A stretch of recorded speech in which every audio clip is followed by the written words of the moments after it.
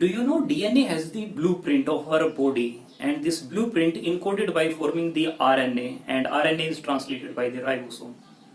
And ribosome जो भी encode करता है अल्टीमेटली उससे हमारी बॉडी बनती है.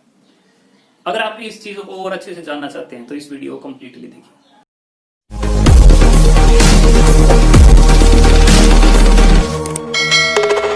Hello everyone, I am Anil Kumar, your biology teacher. Hope you are doing great. Today we will discuss about genetic code. Later we will discuss tRNA structure. So start करते हैं genetic code से.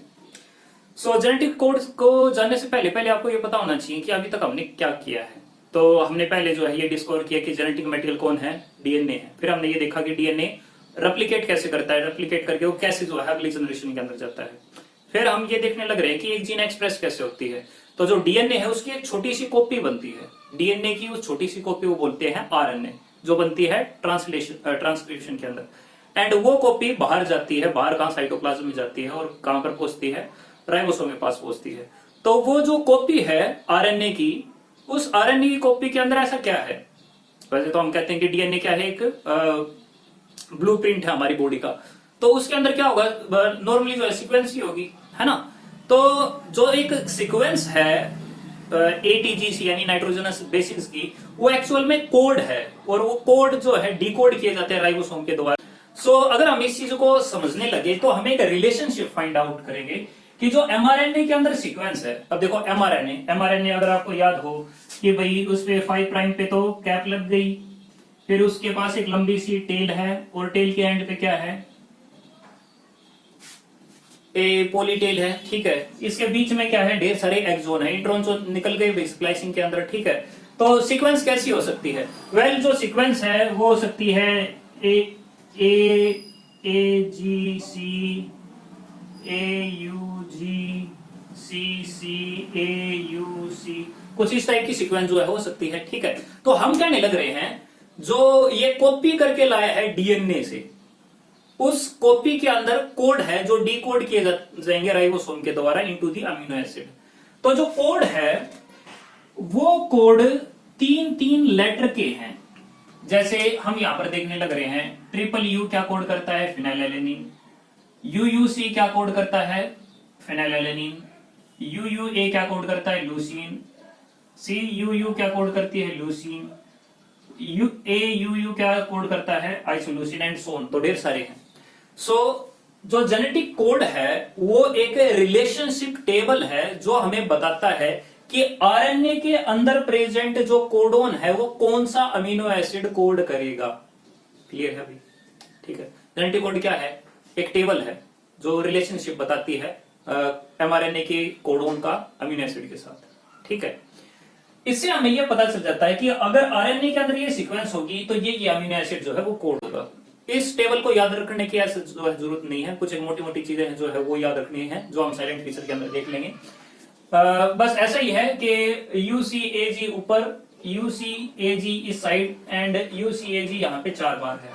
एक यहाँ से you आ गया, एक यहाँ से यू आ गया, एक यहाँ से यू आ गया, एक यहाँ से यू, एक यहाँ से यू, एक यहाँ से सी, एक यहाँ से यू, एक यहाँ से यू, यहाँ से ए, यहाँ से यू, यहाँ से ए और यहाँ से सी. ठीक है, सारी जो टेबल जो है ऐसी बनी हुई है, बट आपको टेबल बनानी नहीं है, ये तो खाली समझाने के लिए था.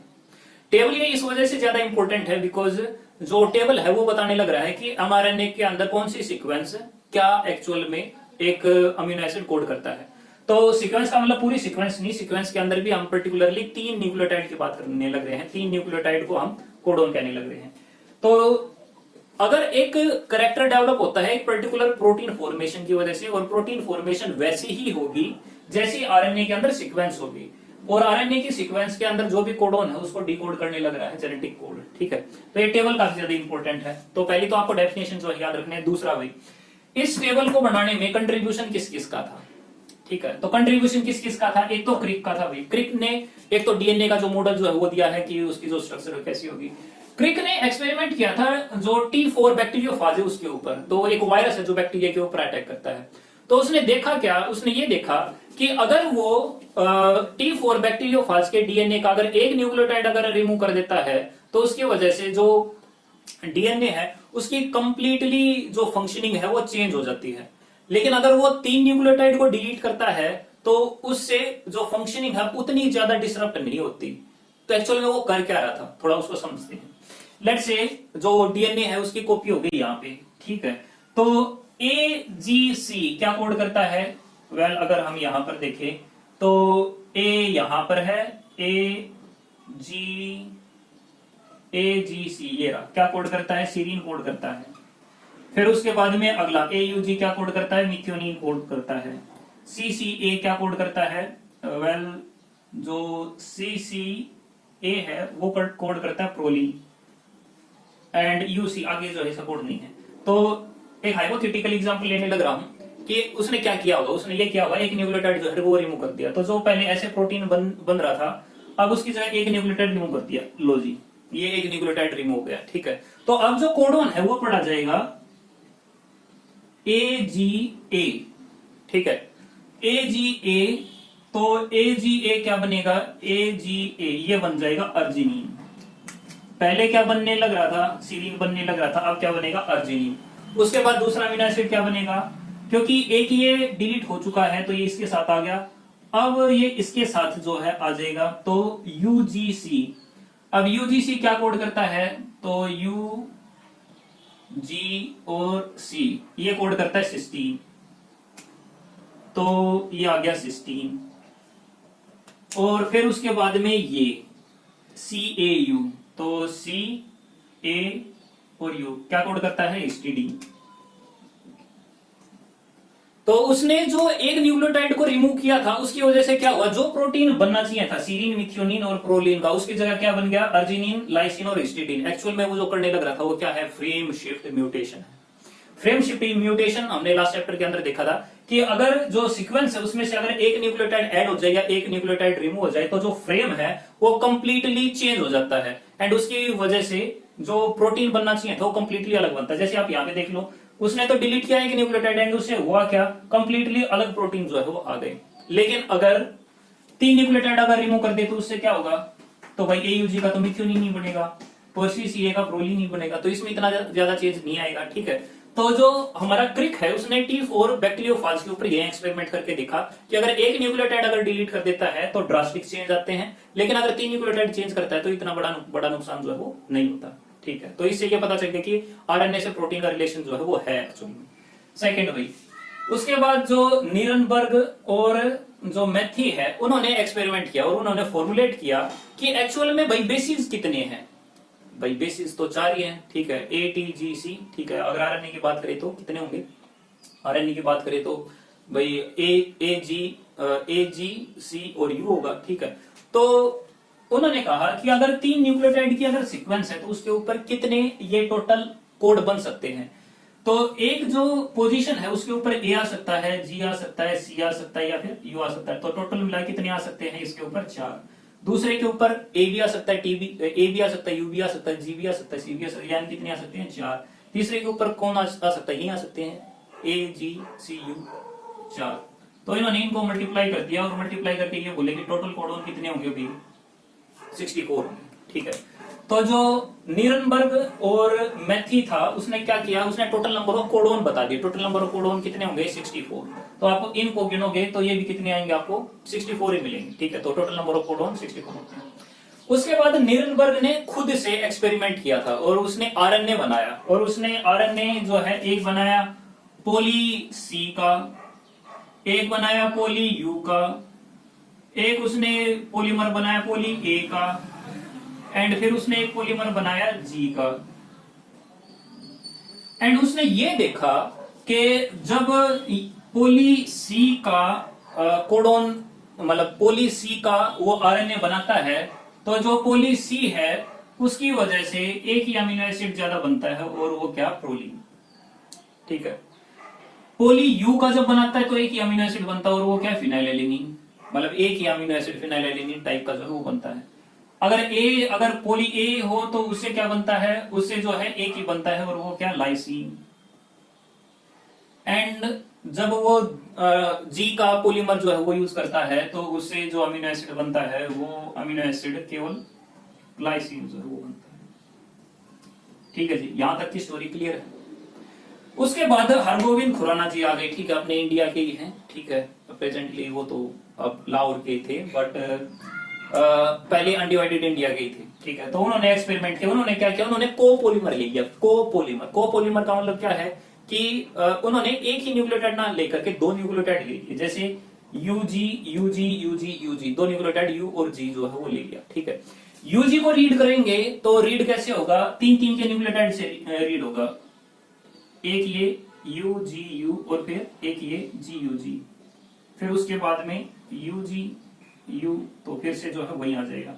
तो इसको दो के पॉलीमर मिले भाई, एक तो यू जी यू का, तो जो यू जी यू है उसका उसको मिला सिस्टीन, और जी यू जी का उसको मिला वेलिन, तो दो का पॉलीमर मिला। और इसने कंफर्म कर दिया कि केवल तीन ही न्यूक्लियोटाइड से जो है ये कंप्लीट जो टेबल जो है वो बन सकती है, और सारी चीज जो है वो इकट्ठी होगी, ठीक है।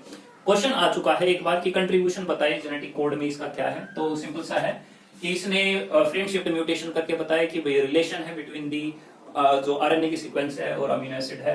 इसने ये बताया टोटल नंबर ऑफ कोड कितने हो सकते हैं, इसने भाई आरएनए जो है अलग अलग बना करके जो प्रोटीन जो है उसको बताया, एंड फिर इसने कंफर्म कर दिया कि हाँ तीन तीन सेट का जो है कोड होता है, एंड उससे अल्टीमेटली जो है प्रोटीन जो है बनता है। क्लियर है भाई बात, ठीक है। एक क्वेश्चन आ जाता है साइलेंट फीचर से कि जो जेनेटिक टेबल जो है, आप जो हमारा जेनेटिक कोड है उसके साइलेंट फीचर बताओ। साइलेंट फीचर क्या है कि जो कोड है वो अनएम्बिग्यूअस है, जैसे जी यू यू है वो वैलिन ही बनाएगा, कोई दूसरा अमीनो एसिड नहीं बनाएगा, यानी कि ये अनएम्बिग्यूअस है, एम्बिग्यूटी नहीं है कोई भी दूसरा।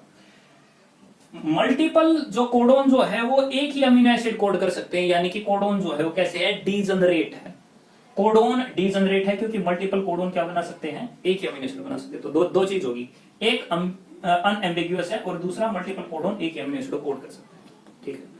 तीसरा भाई, चाहे बात बैक्टीरिया की हो चाहे बात ह्यूमन की हो, लगभग यूनिवर्सली ये जो कोड है, यानी कि जैसे कि ट्रिपल यू है फिनाइलएलेनिन को कोड करता है, तो चाहे बैक्टीरिया का हो चाहे ह्यूमन का हो, मतलब ह्यूमन का चाहे आरएनए हो चाहे बैक्टीरिया का आरएनए हो, बट वो कोड क्या करेगा, फिनाइलएलेनिन ही कोड करेगा, और वो किसी दूसरी चीज को कोड नहीं करेगा, ठीक है जी। ये भी उसके बाद में टोटल नंबर ऑफ कोडोन कितने होंगे, 64 होंगे, ठीक है। उन 64 में से एक जो कोडोन है AUG, उसके दो फंक्शन हैं।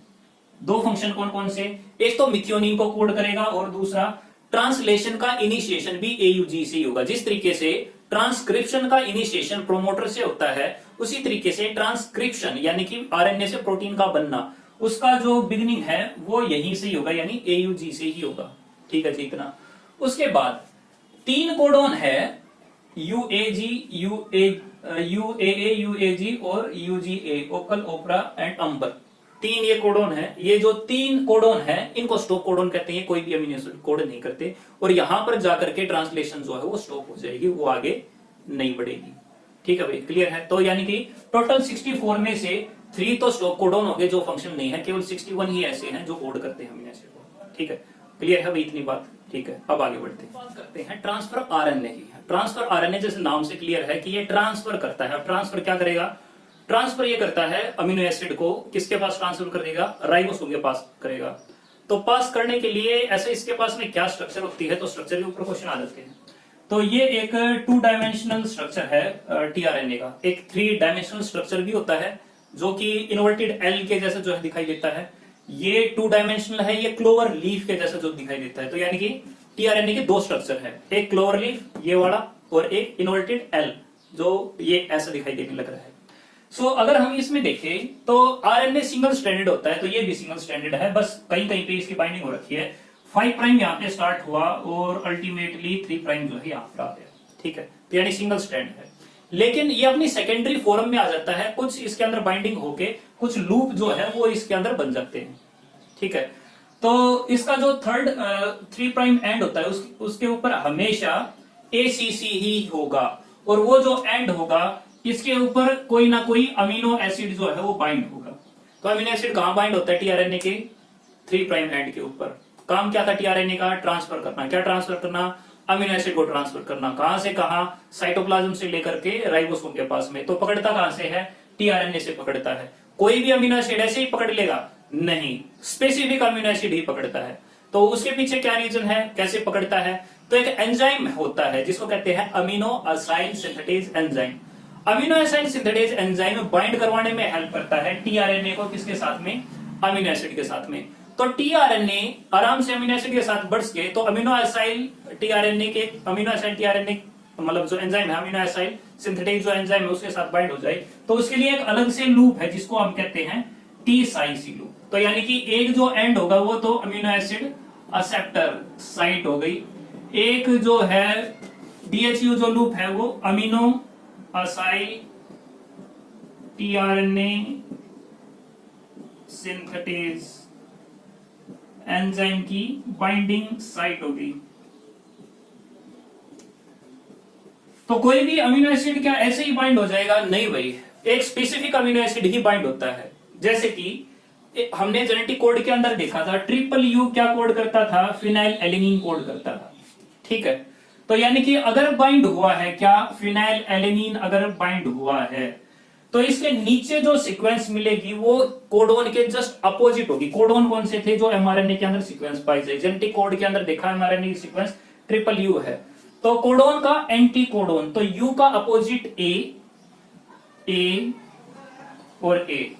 तो व्हाट इट मीन्स बड़ा सा सिंपल सा है, सिंपल यही है कि अगर एंटी कोडोन के अंदर ट्रिपल ए अगर होगा तो ही फिनाइलएलेनिन बाइंड होगा, नहीं तो दूसरा बाइंड नहीं होगा। ये बात भी क्लियर है भाई। तो एंटी कोडोन जो लूप है उसका काम क्या है? कोडोन के कॉम्प्लीमेंट्री जो भी अमीनो एसिड है उसको बाइंड करवाना वहां पर, और यही कोडोन जो है आगे चल के टीआरएनए के साथ जो मतलब जो एमआरएनए है उसके साथ जो है बाइंड होता है। देखेंगे हम इस चीज को भी। एक होता है टी साई सी लूप। टी साई सी जो लूप होता है उसका काम है राइबोसोम के बाइंड होना, क्योंकि ये कहां पर जाएगा? राइबोसोम के पास में, और राइबोसोम के बाइंड होके ताकि वो स्टेबल पोजीशन जो है बना सके, इस वजह से वहां पे जो है प्रेजेंट होता है। क्लियर बात है भाई इतनी? तो तीन लूप हो गए, कौन कौन से? टी साई सी क्या है? अमीनो एसिड जो सिंथेटेज एंजाइम है उसके साथ बाइंड होने में। टी साई सी लूप ये राइबोसोम के साथ बाइंड होने में, राइबोसोम बाइंडिंग साइट। एंटीकोडोन जो है, जो कोडोन है उसके साथ बाइंड होने पे, और इसके जो भी इसका कॉम्प्लीमेंट्री होगा उसी का ही जो है फिनाइलएलेनिन जो है वो बाइंड होगा, ठीक है। तो इतनी चीज क्लियर है भाई, ठीक है। एक वेरिएबल आर्म होती है, जो वेरिएबल आर्म है उसका फंक्शन जो है नोन है। बहुत सारे और दूसरे इसके पास में सुडोयूरिडीन है, ठीक है। डिसाइसी के अंदर एक हेटेरोडाइल, तो कई सारे इसके अंदर डिफेक्टिव न्यूक्लियोटाइड जो है वो प्रेजेंट होते हैं, उसके बारे में जानने की कोई जरूरत नहीं है। फंक्शन जो है हमें पता होनी चाहिए। जब ये जाता है किसके पास में? राइबोसोम के पास जाता है। तो अगर राइबोसोम का भी अगर हम स्ट्रक्चर देखें तो उसके अंदर दो यूनिट जो है पाई जाती है। एक तो छोटी यूनिट, अगर प्रोकैरियोट की बात करें तो एक 50s होती है और एक 30s होती है। राइबोसोम भी किसका बना हुआ है? राइबो और सोम। राइबो का मतलब क्या है? आरएनए, और सोम का मतलब है बॉडी। तो यानी कि किसका बना हुआ? आरएनए और प्रोटीन का। क्या नॉर्मल आरएनए का नहीं, आरआरएनए होता है उससे मिलके जो है बना हुआ है। तो आरआरएनए और प्रोटीन मिलके जो है राइबोसोम जो है वो बनाते हैं। एंड जो राइबोसोम बनता है उसके अंदर कौन कौन से आरआरएनए होता है, डिपेंडिंग अपॉन, अगर भाई 50s अगर बात करने लग रहे हैं तो इसके पास क्या प्रेजेंट होगा? एक 23s होगा, एक 5s होगा, 30s है तो 16s जो है आरआरएनए जो है इसके अंदर मिलेगा। एस क्या है? सेडिमेंटेशन कोएफिशिएंट है, और इसके अंदर प्रोटीन पाए जाते हैं। क्लियर है बात? जो राइबोसोम होता है उसके अंदर तीन साइट होती है, एक इसके अंदर ए साइट होती है, एक पी साइट होती है, और एक ई साइट होती है। जो टीआरएनए है वो ए साइट के ऊपर आते हैं, ए यानी एक्सेप्टर, जहां पे अमीनो एसाइलेटेड जो टीआरएनए है वो आएंगे। पी साइट पे पॉलीमराइजेशन रिएक्शन जो है वो होगी, यहाँ पर पेप्टाइड बॉन्ड बनेगी, और ई के ऊपर जो है एग्जिट हो जाएगा। जो अमीनो एसिड टीआरएनए दे चुका है वो यूज टीआरएनए जो है वहां से निकल जाएगा। क्लियर है बात भाई? एक सबसे ज्यादा कौन सा आरएनए प्रेजेंट होता है? सबसे ज्यादा जो 70 to 80% जो है अपना यही होता है, आरएनए होता है। मैसेंजर आरएनए का आप देख चुके हो, बाकी उसका हम उसके अंदर देखेंगे। अब आगे बढ़ते हैं, लास्ट में हम आरएनए की जो सीक्वेंस है उसको और देख लेते हैं। जो आरएनए है उसके आगे क्या प्रेजेंट है? एक 5 प्राइम कैप जो है वो प्रेजेंट है, सेम मिथाइल गुआनोसिन ट्राइफॉस्फेट। उसके बाद एमआरएनए की जो है एक बड़ी सी सीक्वेंस है। अब क्या वो बड़ी सी सीक्वेंस पूरी जो है क्या उसका ट्रांसलेशन होगा? नहीं। ट्रांसलेशन साइट कौन सी है? ट्रांसलेशन साइट वही है जहां पर एयूजी होगा। तो एयूजी से पहले क्या ट्रांसलेशन होगा? नहीं होगा। नहीं होगा तो इसका मतलब ये कैसा रीजन है? अनट्रांसलेटेड रीजन है। इसको बोलते हैं यूटीआर, 5 प्राइम यूटीआर, ठीक है, अनट्रांसलेटेड रीजन। उसके बाद में वो रीजन आता है जिसका एक्चुअल में ट्रांसलेशन जो है होता है, लेकिन इसके बाद में कोई ना कोई ऐसा कोड होना चाहिए जिसके बाद जो है ट्रांसलेशन नहीं होगी। कोडोन कौन कौन से आ सकते हैं, UAA आ सकता है, या UGA आ सकता है, या फिर UAG आ सकता है। ठीक है, युवानील गुलिया। ठीक है, सो ये जो है इन तीनों में से अगर कोई भी आ जाएगा तो ट्रांसलेशन वहां पे भी स्टॉप हो जाएगी। तो इसके बाद अगर कोई सीक्वेंस होगी तो भाई उसकी जो ट्रांसलेशन जो है वो सिंथेसाइज नहीं होगी वहां कर, और इसके बाद क्या होगा, इसके बाद कई सारी AA जो पॉली A टेक जो है वो होगी। तो 80% हमारा tRNA होता है, 15% हमारा tRNA होता है, एंड जो 5% है वो हमारा mRNA होता है। ठीक है, mRNA का काम क्या है, सिर्फ मैसेज को लेके जाना। tRNA का काम क्या है, जो अमीनो एसिड है उसको बाइंड करना और राइबोसोम तक लेके जाना। जो हमारा राइबोसोमल आरएनए उसका काम क्या है, राइबोसोम जो है उसको बनाना। अच्छा, बनाने वाला एंजाइम कौन सा है, वेल आरएनए बनाने वाला तो एंजाइम एक ही है, वो कौन है, वो तो पॉलीमरेज है। तो पॉलीमरेज 2 तो बनाता है mRNA, लेकिन बाकी क्या वही बनाएगा, नहीं, बाकी वो नहीं बनाता भाई। तो अलग अलग टाइप के पॉलीमरेज है। तो आरएनए पॉलीमरेज की अगर बात करें तो आरएनए पॉलीमरेज 1 भी है, आरएनए पॉलीमरेज 2 भी है, और आरएनए पॉलीमरेज 3 भी है। तो 3 पॉलीमरेज है। 2 क्या बनाता है, 2 mRNA बनाता है। आरएनए क्या बनाता है, जो हमारा आरएनए पॉलीमरेज है वो क्या बनाता है, वो आरएनए जो है वो बनाता है accept 5S RNA. 5S RNA कौन बनाता है, ये बनाता है भाई, केवल एक यही है जो सेपरेट करता है। साथ में और क्या बनाता है, tRNA जो है वो भी यही बनाता है। So I hope you like this video, thanks for